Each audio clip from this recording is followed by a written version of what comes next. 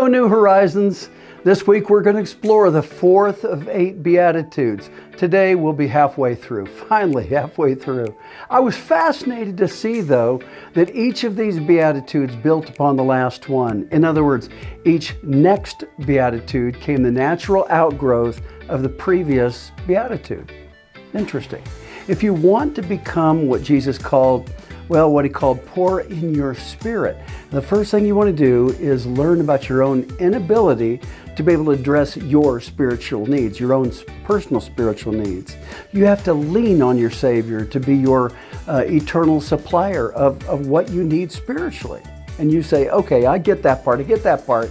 But then what we found out, number 2, was being blessed was you learn how to mourn the presence of sin in your life. Deeply important. In other words, the humble ability to be able to recognize the need of God's presence in your own life. And better allows you to notice the presence of sin, which has crept into your thoughts, into your deeds, and also into your actions. And that alone ought to cause you to be sorrowful or to mourn. But number 3, which is where we're coming this week, Jesus says, "Blessed are those that hunger and thirst after righteousness, for they shall be satisfied," or they shall be filled. Wow. I mean, here's what I know about hunger. Humans, every human in fact, has a hunger for all sorts of things. We have a hunger for food. We have a hunger for sports. I want to be with my family. Those are a few of my favorite things, as the old song goes. But here's what Jesus tells us about that is really the only kind of appetite that God will always bless and always satisfy. Spiritually speaking, if your spiritual life isn't full, then maybe it's because your spiritual stomach isn't taking in the kind of food that it needs to be able to sustain it spiritually. So therefore, spiritually speaking, you become spiritually anemic. And that can be an issue. That can be a problem. And as I read through the Bible for great examples of men and maybe women throughout the Bible, women of faith, men of faith, one thing became very obvious. They had a passionate pursuit of God. And in fact, they were desperate for Him. But how do I receive this kind of hunger? And here's what I found out.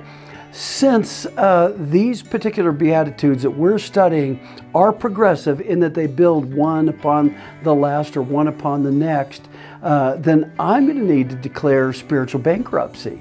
And really that could be scary except for one thing. Bankruptcy is when you come to the end of yourself, but you begin to place yourself in a much better position to live a satisfied life. So first I became meek, didn't I? That was the first Beatitude. And I was meek enough to be able to find out that my total sustenance spiritually comes from God. But second of all, I hurt over my sin. I mourned over it, just like God does. Well, now I'm beginning to get a heart like His. Wow. But thirdly, I'm starting to have hunger pains for His righteousness, and I literally crave it. But Jesus then tells me, okay, great. That's all good and everything. That's you're right where you need to be. And now you're going to get filled. But you see, God has a menu even for my soul. And guess what?